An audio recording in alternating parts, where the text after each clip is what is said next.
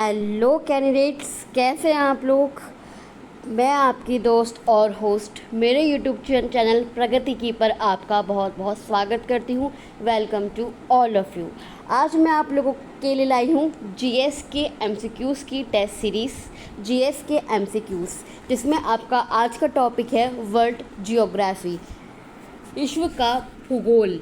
इसका ये पार्ट 2 है। पार्ट 1 मैं आपके लिए पहले ऑलरेडी ला चुकी हूँ। अगर आपने नहीं देखा है तो अभी मेरे चैनल पर जाइए और मेरी प्लेलिस्ट में जाकर देख लीजिए। आपका जियोग्राफी का पार्ट उसमें ऑलरेडी एडेड है। पार्ट ऑलरेडी एडेड है, तो ये मैं आज आपके लिए लाई हूँ पार्ट 2। ये जो जियोग्राफी है, जो जीएस है, इस जीएस में आपके बहुत सारे पार्ट्स होते हैं, लाइक पॉलिटी, हिस्ट्री, बहुत सारे पार्ट्स होते हैं। उसमें से ये एक टॉपिक है जियोग्राफी। तो ये जो एमसीक्यूज़ की सीरीज़ है, ये आपके यूपी जूनियर असिस्टेंट के एग्ज़ाम के लिए बहुत इम्पॉर्टेंट होने वाली है। और ये केवल यूपी जूनियर असिस्टेंट के लिए नहीं, बल्कि अगर आप यूपी पैट की तैयारी कर रहे हैं, या फिर यूपीपीसीएल EG2 की, या फिर इलाहाबाद हाई कोर्ट के ARO Allahabad high court ARO में जीएस बहुत पूछी जाती है, जिसकी वैकेंसी अभी 1 या 2 महीने में आपके पास आ जाएगी। या फिर अगर आप यूपीपीएससी की तैयारी भी कर रहे हैं तो भी आपके लिए ये जीएस आपके काम आने वाली है, आपके एग्ज़ाम को क्रैक करने के लिए। तो हम ये एमसीक्यूज़ की सीरीज़ अब स्टार्ट करते हैं। तो हमारा पहला क्वेश्चन है, सबूत बताते हैं कि पृथ्वी पर जीवन का अस्तित्व करीब कब से है। हमें बताना है कि जो पृथ्वी पर जीवन है वो करीब कितने वर्ष से है। तो वो कितने वर्ष से है, तो वो है आपका कितने वर्ष से है, तो वो है आपका 3। इसका आंसर है आपका 3.5 बिलियन वर्ष, मतलब 3 बिलियन वर्ष। बिलियन मतलब करोड़ों, मतलब आपका जो पृथ्वी पर आपका जीवन है वो कितना पुराना है, पृथ्वी पर जीवन कितने सालों से है, आपका 3.5 करोड़ साल से है। आपका पृथ्वी पर जीवन जो है आपका 3.5 करोड़ साल से है। जो उल्का और ये स्पष्ट कहाँ से होता है, ये आपका उल्का पिंडों और चंद्रमा की चट्टानों के नमूनों किससे स्पष्ट होता है, ये आपका उल्का पिंड और चंद्रमा की जो चट्टानें हैं उनके नमूनों से ये स्पष्ट होता है कि पृथ्वी पर जो आयु है, पृथ्वी पर कुल मिला के जो आयु है वो है आपकी 4.6 बिलियन वर्ष, मतलब 4.6 आपका करोड़ वर्ष है जो पृथ्वी की आयु है। और जबकि जो प्राचीन पत्थर के नमूने हैं के रेडियोधर्मी तत्व के परीक्षण के आधार पर क्या पता चला है कि जो जीवन की उत्पत्ति हुई थी पृथ्वी पर वो कब हुई थी, वो आपकी 3.5 बिलियन वर्ष, 3.5 करोड़ साल पहले हुई थी उत्पत्ति जीवन की पृथ्वी पर। तो इसका आंसर है आपका ऑप्शन डी, 3.5 बिलियन वर्ष। नेक्स्ट क्वेश्चन पे आते हैं। हमें बताना है, एक स्थिर तारे के संदर्भ में पृथ्वी द्वारा अपनी कक्षा में दिए गए बिंदुओं पर लौटने के लिए लिया गया समय है। वो कौन सा समय है जो एक स्थिर तारे के संदर्भ में पृथ्वी द्वारा अपनी कक्षा में दिए गए बिंदुओं पर लौटने के लिए लिया गया समय है। तो इसका आंसर है आपका नक्षत्र वर्ष। क्या है, नक्षत्र वर्ष। इंग्लिश में अगर हम कहेंगे सिडियल ईयर। एक जो पृथ्वी एक स्थिर तारा है उसके संदर्भ में पृथ्वी द्वारा अपनी कक्षा में दिए गए बिंदुओं पर लौटने का जो समय है। नक्षत्र वर्ष एक स्थिर तारे के संबंध में पृथ्वी द्वारा अपनी कक्षा में दिए गए बिंदु पर लौटने के लिए दिया गया समय है। जो आपका औसत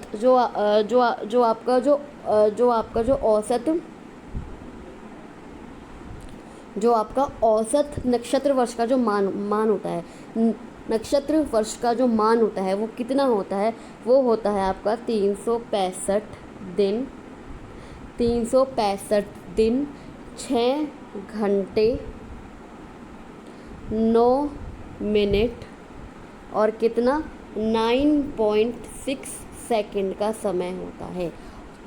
नक्षत्र वर्ष का जो मान होता है, नक्षत्र वर्ष का मान कितना होता है? नक्षत्र वर्ष का मान होता है आपका 365 दिन, 6 घंटे, 9 मिनट और 9.6 सेकंड के लगभग होता है। तो इसका आंसर क्या है? इसका आंसर है आपका ऑप्शन बी, नक्षत्र वर्ष। थर्ड क्वेश्चन पे आते हैं। पृथ्वी का औसत तापमान क्या है? अब हमें क्या बताना है? अब हमें बताना है पृथ्वी का औसत तापमान। तो पृथ्वी का जो औसत तापमान है वो है आपका 16 डिग्री सेल्सियस। कितना? 16 डिग्री सेल्सियस आपका पृथ्वी का औसत तापमान है। और अगर हम इसे फ़ारेनहाइट में कन्वर्ट करेंगे तो कितना होगा? वो होगा आपका 61। 16 का 61 होगा आपका फ़ारेनहाइट में। 61 डिग्री फ़ारेनहाइट आपका पृथ्वी का औसत तापमान है। लेकिन जो वर्ष भर समुद्र के आधार पर अगर हम दुनिया का तापमान देखेंगे तो वो भिन्न भिन्न होता है। जैसे मान लो आपका जो गर्मी है उसमें पृथ्वी का तापमान अलग होगा, ठंड है उसमें पृथ्वी का तापमान अलग होता है, जबकि आपकी जो भूमध्य रेखा के समीप उच्च व ध्रुवों के पास कम होते हैं।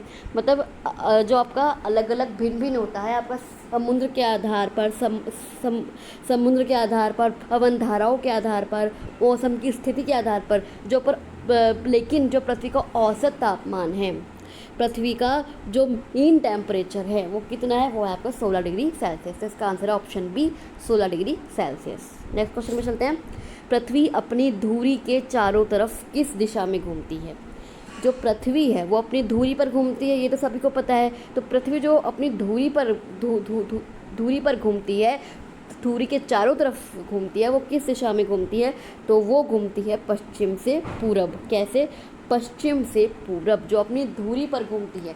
ये याद रखिएगा, कहाँ पर? अपनी ही धुरी पर। एक होता है चंद्रमा का चक्कर लगा रही है या सूरज का चक्कर लगा रही है, वो नहीं है। वो अपनी धुरी पर ही किस दिशा में घूमती है? तो वो घूमती है पश्चिम से पूरब। पृथ्वी अपनी जो धुरी पर सदा पश्चिम से पूरब की ओर घूमती है। और जो इस घूमती है, इस गति को क्या कहा जाता है? इस गति को कहा जाता है या तो घूर्णन, क्या? आवर्तन गति। घूर्णन या आवर्तन गति कहा जाता है जो ये अपनी धुरी पर चक्कर लगाती है। पृथ्वी जब पृथ्वी आपको मैं डिटेल में बता देती हूँ कि इसमें और क्या क्या है। जब पृथ्वी अपनी गति पर जब एक चक्कर लगा लेता है, मतलब जब पृथ्वी एक चक्कर लगा लेती है अपनी ही धुरी पर, तो क्या होता है? तो एक दिन होता है। इसी से इस गति को क्या कहा जाता है? इस गति को क्या कहा जाता है? दैनिक गति भी कहा जाता है। क्योंकि जब पृथ्वी अपनी धुरी पर एक चक्कर लगा लेती है तो एक दिन होता है, इसलिए इसे दैनिक गति भी कहा जाता है। पृथ्वी जिस धुरी पर घूमती है वह क्या है? वह काल्पनिक रेखा है जो पृथ्वी के केंद्र से होकर उत्तर और दक्षिण ध्रुव को क्या करती है? मिलाती है। क्या करती है? मिलाती है। तो इसका आंसर क्या है? इसका आंसर है आपका ऑप्शन बी, पश्चिम से पूरब। पृथ्वी अपनी धुरी पर पश्चिम से पूरब दिशा में घूमती है। नेक्स्ट क्वेश्चन आते हैं। पृथ्वी की पपड़ी में मुख्य रूप से कौन शामिल है? जो पृथ्वी की पपड़ी में मुख्य रूप से कौन शामिल है? पृथ्वी की जो मुख्य रूप से कौन शामिल है, तो वो कौन है? वो है आपका सिलिका। क्या है? सिलिका।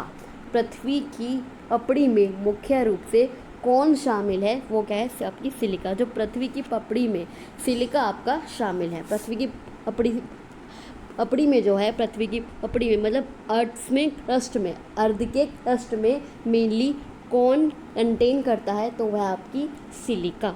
जो पृथ्वी की पपड़ी में मुख्य रूप से आपकी क्या शामिल है? सिलिका शामिल है। सिलिका किससे आपकी मिलकर बनी है? जो सिलिका एक क्या है? पहली बात तो सिलिका क्या है? तो सिलिका एक आपका खनिज है। सिलिका क्या है? सिलिका आपका एक खनिज है जो किससे मिलकर बना है? जो सिलिकॉन।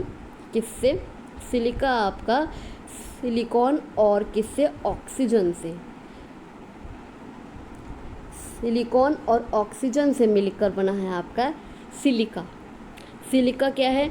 सिलिका क्या है? सिलिका एक खनिज है जो आपका सिलिकॉन और ऑक्सीजन से मिलकर बना है। सिलिका के पृथ्वी की पपड़ी में ज़्यादातर क्या शामिल है? आपका सिलिका शामिल है। तो इसका answer option C, silica. Next question पे चलते हैं।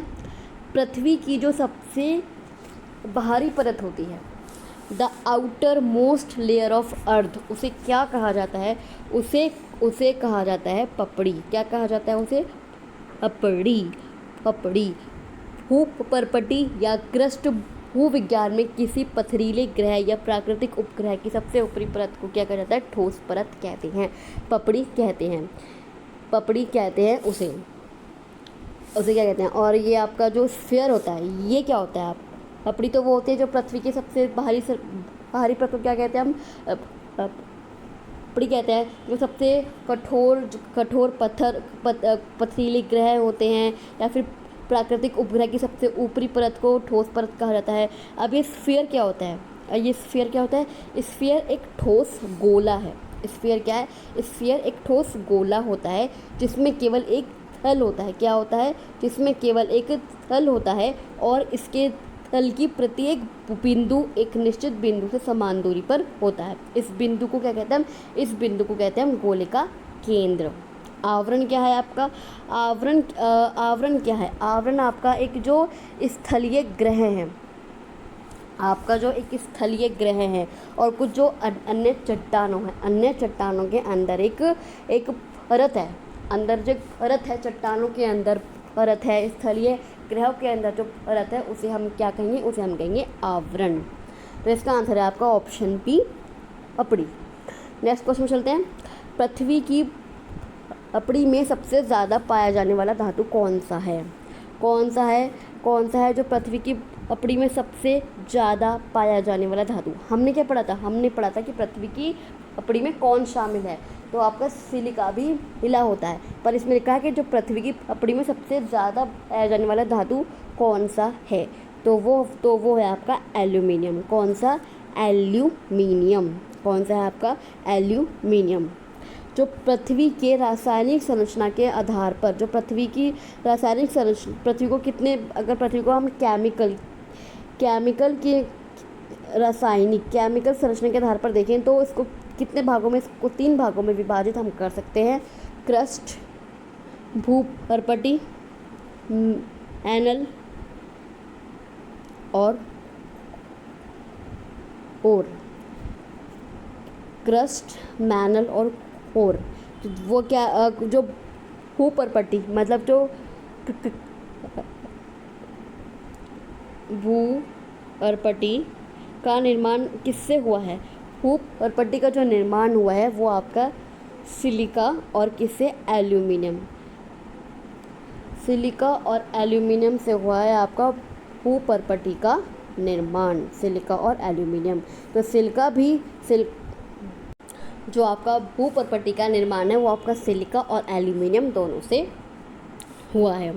सिलिकन और एल्यूमिनियम दोनों से हुआ है। जबकि जो मेंटल आपकी कितनी है? भूपर्पटी और मैनल का निर्माण किससे हुआ है? मैनल का निर्माण आपका सिलिका और मैग्नीशियम किससे हुआ है?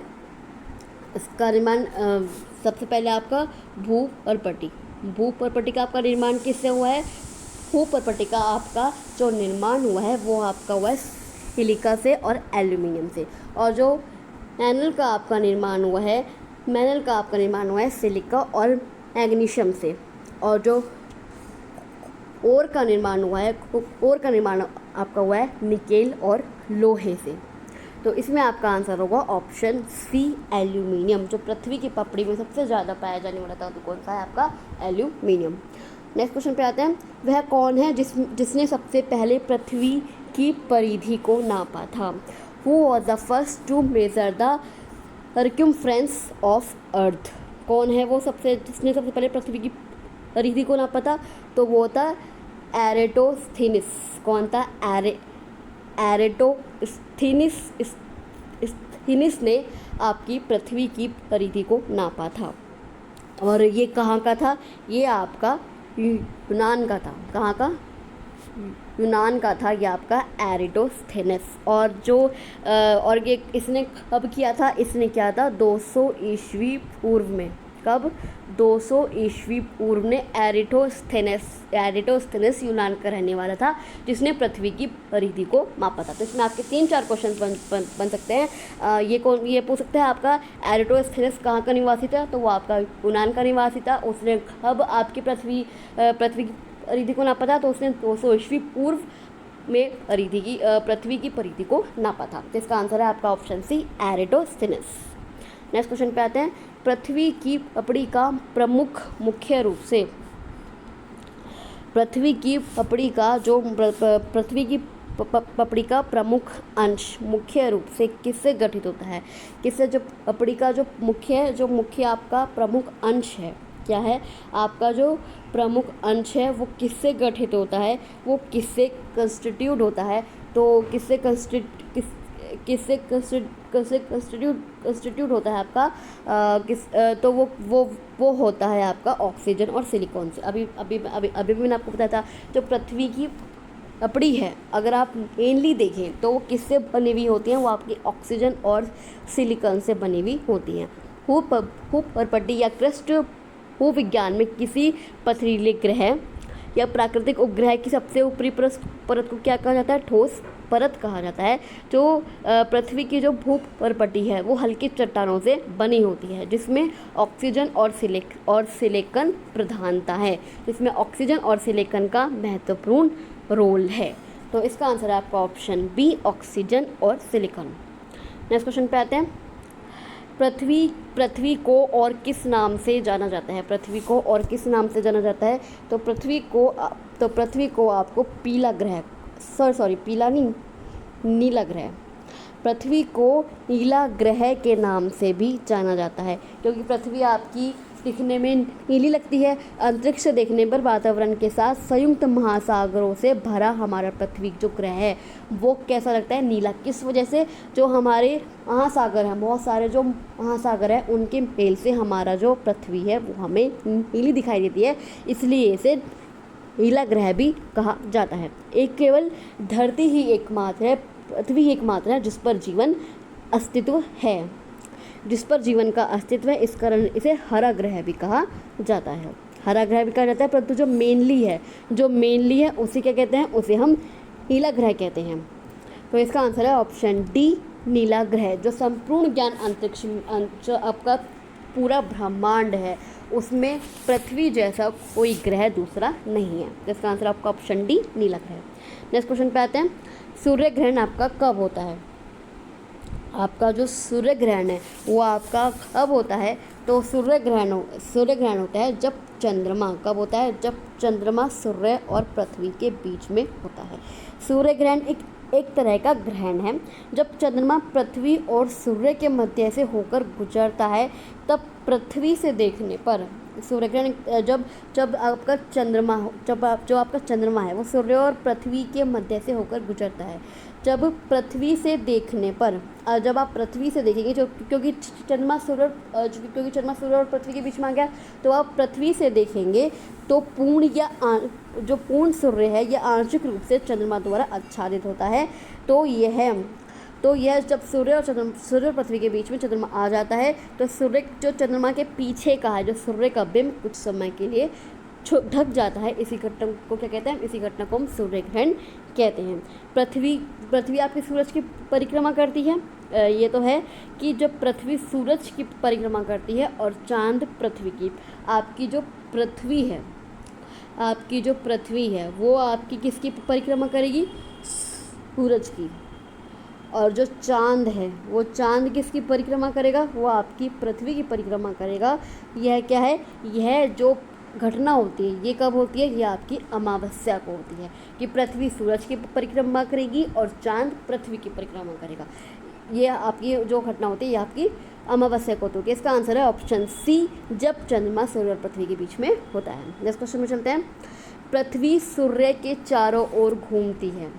जब पृथ्वी सूर्य के चारों ओर घूमती है, इस सिद्धांत को जो पेश करने वाले प्रथम व्यक्ति थे वो आपके कौन थे?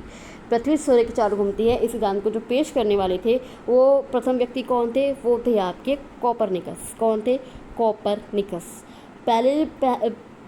पहले जो था आपका पृथ्वी को संपूर्ण ब्रह्मांड का केंद्र माना जाता था, जिसकी परिक्रमा सभी पिंड करते थे, सभी ग्रह करते थे। तो किसने किया था? ये आपका किया था ओलैंड ने। ये जो कोपरनिकस था वो कहाँ का रहने वाला था? वो आपका पोलैंड का निवासी था। पोलैंड का निवासी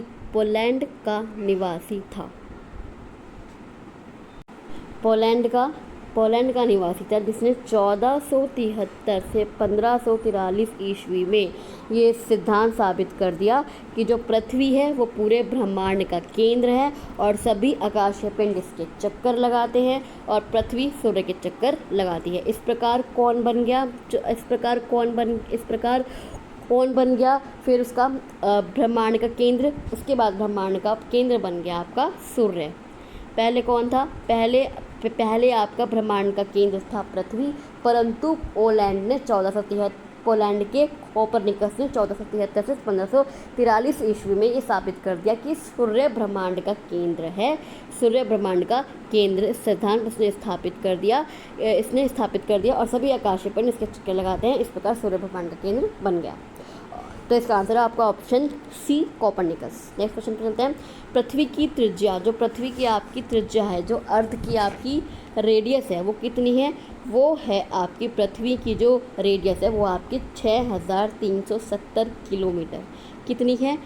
6373 किलोमीटर है पृथ्वी की त्रिज्या। और जो पृथ्वी का जलीय भाग है, अब मैं आपको थोड़ा सा वैसे ही बता देती हूँ डीप में भी। जो पृथ्वी का जलीय भाग है वो कितना है? पृथ्वी का जलीय भाग अब वो है आपका 71%। कितना है? 71% जो है आपका जलीय भाग है। और जो आपका स्थलीय भाग है वो है आपका 29%। कितना? 29%। 71% आपका जलीय भाग है और 29% आपका स्थलीय भाग है। और पृथ्वी को क्या कहा जाता है? पृथ्वी को नीला ग्रह भी कहा जाता है। तो इसका आंसर क्या है? इसका आंसर है आपका पृथ्वी की त्रिज्या कितनी है? 6370 किलोमीटर। नेक्स्ट क्वेश्चन में चलते हैं। कौन सा तत्व पृथ्वी के परपटी के द्रव्यमान का 46.6% बनाता है? 46.6% बनाता है। जो आपका which element makes up 46.6% of the mass of the earth's crust. कौन सा तत्व बनाता है आपका? वो बनाता है आपका ऑक्सीजन। कौन सा है? ऑक्सीजन बनाता है। जो क्रस्ट है, जो आपका परपटी क्रस्ट है, वो उसकी जो औसत मोटाई है वो कितनी है? वो आपकी 30 किलोमीटर मानी जाती है। कितनी? 30 किलोमीटर आपकी जो पृथ्वी के परपटी है, आपका जो भूपरपटी है, उसकी औसत मोटाई आपकी 30 किलोमीटर मानी जाती है। या 30 किलोमीटर मानी जाती है। पृथ्वी की परपटी को कितने भागों में? 2 भागों में विभाजित किया जाता है, ऊपरी व निचली। इसमें कौन कौन से आपके जो तत्व हैं पृथ्वी के परपटी में, कौन कौन से तत्व आपके मिले हुए हैं? तो कौन कौन से मिले हुए हैं? आपका इसमें मिला हुआ है ऑक्सीजन। कौन सा मिला हुआ है? आपका इसमें मिला हुआ है ऑक्सीजन। सिलिकॉन। कौन सा? ऑक्सीजन, सिलिकॉन, एल्यूमिनियम मिला हुआ है आपका। सिलिकॉन मिला हुआ है, लोहा मिला हुआ है, मैग्नीशियम मिला हुआ है और कौन सा मिला हुआ है? और मिला हुआ है कैल्शियम। ये सब आपके किस में मिले हुए हैं? ये आपके पृथ्वी के भूपरपटी में, पृथ्वी अर्थ के क्रस्ट में मिले हुए तत्व हैं। जो आपका ऑक्सीजन है वो कितना है? वो आपका 46% है। अभी मैंने आपको बताया था कितना है आपका? वो है आपका 46% जो आपका ऑक्सीजन है। और आपका सिलिकॉन कितना है? आपका सिलिकॉन है 28%। कितना? 28%। जो आपका एल्यूमिनियम है वो है आपका 8%। कितना? 8% आपका एल्यूमिनियम है।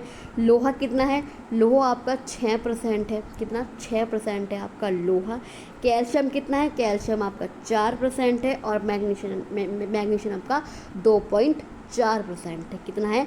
2.4% है। 2.4% है। तो इसमें आपसे यही क्वेश्चन पूछा गया था कि जो पृथ्वी की भूपर्पटी है उसमें कौन सा वो तत्व है जो 46% है, तो वो है आपका ऑक्सीजन। तो इसका आंसर है आपका ऑप्शन सी, इसका आंसर है आपका option B, oxygen. Next question चलते हैं। पृथ्वी की परपटी का आधा भाग, पृथ्वी की जो परपटी है, पृथ्वी का जो half of the earth's crust is composed of which mineral, जो पृथ्वी की परपटी का आधा भाग है वो किस खनिज से बना हुआ है? वो आपका बना हुआ है फेल्ड्सपर। किसे? फेल्ड्सपर नामक खनिज से बना है पृथ्वी की परपटी का आधा भाग। जो पृथ्वी की परपटी है वो परपटी आपकी ठोस पृथ्वी का सबसे भारी भाग है। पृथ्वी का जो आधा भाग है वो आपके फेल्ड्सपर से बना है। फेल्ड्सपर का रंग कैसा होता है? फेल्ड्सपर का रंग आपका हल्की क्रीम से, फेल्ड्सपर का रंग आपका कैसा होता है? फेल्ड्सपर का आपका जो रंग होता है वो हल्का क्रीम से हल्का गुलाबी तक होता है। चीनी मिट्टी के, अगर आप फेल्ड्सपर का प्रयोग देखेंगे तो कहाँ होगा? अगर आप चीनी मिट्टी के बर्तन और कांच बनाने में इसका प्रयोग किया जाता है। अगर आप देखेंगे कि जो पृथ्वी की परपटी, अगर आप पृथ्वी की भूपर्पटी का अगर आप देखेंगे 7%, और अगर परपटी का तो 4% भाग जो है किससे बना होता है? आपका माइका से बना हुआ होता है। माइका से बना हुआ होता है। तो इसका आंसर है आपका ऑप्शन डी, फेल्ड्सपर। नेक्स्ट क्वेश्चन पर चलते हैं। चलिए अभी के लिए बस इतना ही। मैं आपके लिए जो अगली सीरीज़ जो आपके बाकी के बचे हुए क्वेश्चंस हैं वो मैं आपके लिए नेक्स्ट वीडियो में लाऊंगी। तब तक के लिए आप बताइए कि आपको ये मेरे क्वेश्चंस कैसे लगे। अगर आपको मेरी वीडियो अच्छी लगी तो मेरी वीडियो को लाइक कीजिए, शेयर कीजिए और मेरे चैनल को सब्सक्राइब कर दीजिए, ताकि मैं और भी जो वीडियोस बनाती हूँ आप सबके लिए, जो इतनी मेहनत करती हूँ, जो इतने क्वेश्चंस बनाती हूँ, वो आप सबके काम आए, आप सबको इन क्वेश्चंस का अच्छे से अच्छा फ़ायदा हो, आपको अपना एग्ज़ाम क्रैक करने में इन क्वेश्चंस की हेल्प हो। तो मिलती हूँ मैं आपसे अभी नेक्स्ट वीडियो में अगले क्वेश्चंस में। जो इसके बाद आप अभी कहीं मत जाइएगा, इसके बाद मैं एक और वीडियो अपलोड करूँगी जिसमें मैं और क्वेश्चंस आपके लाने वाली हूँ। तब तक के लिए अगर आपको कोई भी सेशन और कोई भी कमेंट करना है तो आप मेरे कमेंट बॉक्स में कर दीजिएगा। आपको कोई भी क्वेरी हो या कोई भी डाउट हो, मैं आपसे अगले वीडियो में मिलती हूँ। तब तक आप मेरी वीडियो को लाइक कीजिए, शेयर कीजिए और मेरे चैनल को सब्सक्राइब कर दीजिए। इस वीडियो को शेयर कीजिए ताकि और लोगों को भी इन क्वेश्चंस का फ़ायदा हो। तो मैं आपसे मिलती हूँ अगली वीडियो में। तब तक के लिए थैंक यू सो मच।